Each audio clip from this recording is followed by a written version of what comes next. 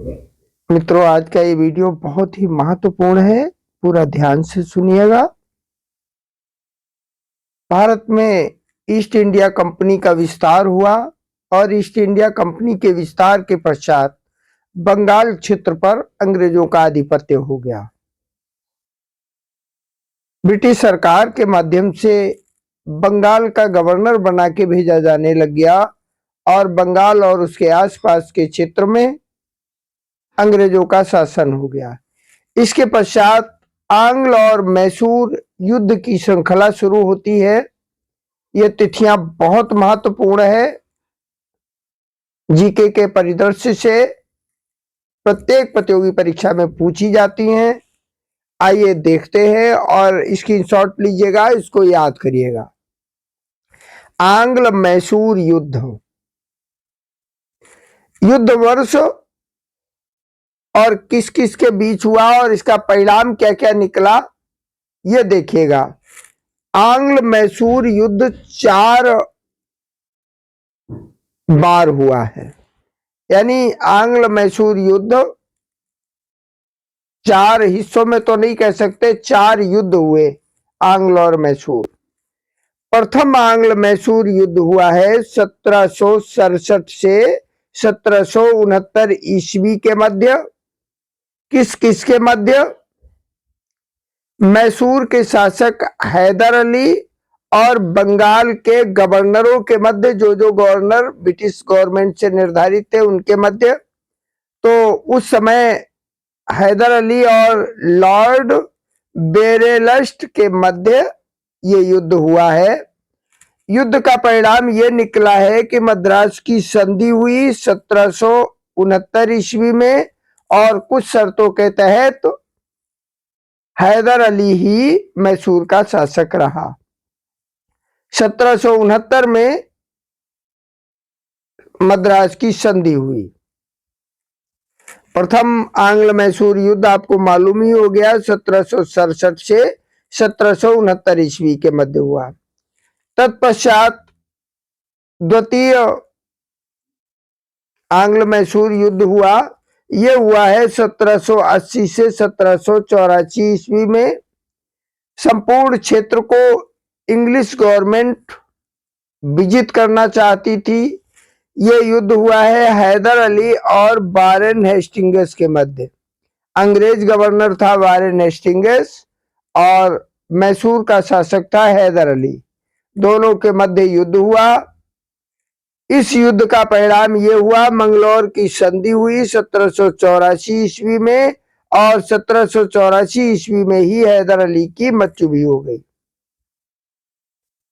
तत्पश्चात हैदर अली का बेटा टीपू सुल्तान मैसूर का शासक हुआ और तीसरा आंग्ल मैसूर युद्ध हुआ 1790 से 1792 ईस्वी के मध्य। तृतीय आंग्ल मैसूर युद्ध हुआ। मैसूर का जो शासक था वो था टीपू सुल्तान और इंग्लिश गवर्नर जनरल था लॉर्ड कॉर्नवालिस। परिणाम ये निकला, श्रीरंगपट्टनम की संधि हुई 1792 ईस्वी में। इसके पश्चात चौथा आंग्ल मैसूर युद्ध हुआ 1799 ईस्वी में। किस किस के मध्य? मैसूर के शासक टीपू सुल्तान और इंग्लिश गवर्नर लॉर्ड बेलेजली के मध्य। इसका परिणाम क्या निकला? मैसूर की गद्दी पर अड़ियार वंश का एक बालक कृष्णराज बैठा और टीपू सुल्तान की मौत हो गई। टीपू सुल्तान की मौत हो गई और मैसूर का शासक अड़ियार वंश का कृष्णराज बना। सारे के सारे फैक्ट बहुत महत्वपूर्ण है, इनको याद कर लीजिएगा। दूसरा फैक्ट देखिएगा, आंग्ल मराठा युद्ध। ये इतिहास की दृष्टि से बहुत ही महत्वपूर्ण तिथियां हैं। आंग्ल मराठा युद्ध 3 युद्ध हुए हैं आंग्ल और मराठों के मध्य, अंग्रेजों और मराठों के मध्य 3 युद्ध हुए हैं। युद्ध देखिएगा, प्रथम आंग्ल मराठा युद्ध जो हुआ है वो 1775 से 1782 के मध्य हुआ। इसका परिणाम क्या निकला? सालवाई की संधि हुई 1700 82 ईस्वी में। परिणाम क्या निकला है कि अंग्रेजों को सॉल्सेट तथा एलिफेंटा द्वीप प्राप्त हुआ, मिल गया। अंग्रेजों का अधिकार साल्सेट एवं एलिफेंटा द्वीप पर अंग्रेजों का आधिपत्य हो गया। माधवराव नारायण पेशवा बने हैं। जो राघोबा थे उनको इंग्लिश गवर्नमेंट ने पेंशन की सुविधा दे दी। नेक्स्ट देखिएगा, द्वितीय आंग्ल मराठा युद्ध ये कब हुआ है? 1803 से 1805 ईस्वी के मध्य हुआ है। परिणाम क्या निकला है? देवगांव की संधि हुई, अंग्रेजों और मराठों के बीच हुआ है। देवगांव की संधि हुई 17 दिसंबर 1803 को अंग्रेजों एवं भोसले शासकों के मध्य। दूसरा परिणाम क्या निकला है? सूरजी अर्जन गांव की संधि हुई 30 दिसंबर 1803 को अंग्रेजों एवं सिंधिया के मध्य। तीसरा परिणाम क्या निकला है? राजपुर घाट की संधि हुई 25 दिसंबर 1905 को लॉर्ड बेलेजली के जाने के बाद जॉर्ज बार्लो द्वारा होलकर की संधि की गई।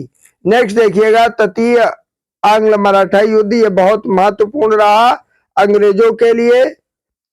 1817 और 1818 के मध्य तृतीय आंग्ल मराठा युद्ध हुआ। परिणाम ये निकला, पूना की संधि हुई, ग्वालियर की संधि हुई, मंदसौर की संधि हुई और समस्त मराठा क्षेत्र ब्रिटिश सत्ता के अधीन हो गया। यह परिणाम निकला है। तृतीय आंग्ल मराठा युद्ध, अंग्रेज तब तक संधि करते रहे जब तक कि यह पूरी तरीके से शक्तिशाली ना हो जाए, और जब पूरी तरीके से संधि का कोई मतलब नहीं रह गया, जब उन्होंने अपनी शक्ति यहाँ के गद्दारों को अपने साथ मिला लिया। आज भी वही चल रहा है, वामपंथी बड़े जोर पर है।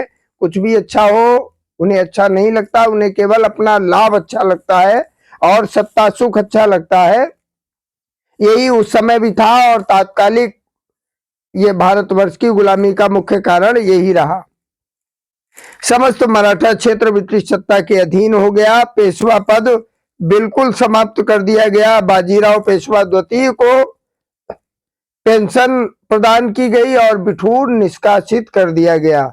इस वीडियो में इतना ही। चैनल को सब्सक्राइब कर लीजिएगा और सारे वीडियो जीके इन हिंदी नामक प्लेलिस्ट में जाके सुन सकते हैं और अपने जीके और जीएस को बहुत स्ट्रॉन्ग कर सकते हैं।